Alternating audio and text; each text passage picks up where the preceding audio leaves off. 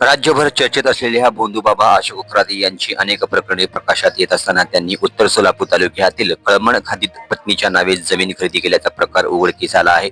योगायोगाने याच गावात आमदार दीपक आबा साळुंके पाटील यांनी पत्नी रूपमती यांच्या नावे खराते यांच्या जमीन व्यवहाराच्या 1 वर्षापूर्वी खरेदी केल्याने हा मुद्दा पुन्हा चर्चेत आला आहे। नियोजित शक्तीपीठ महामार्ग कळमण हद्दीतून जाणार असल्याची माहिती मिळाल्याने भोंदूबाबा अशोक खराते यांनी ही जमीन खरेदी केली होती।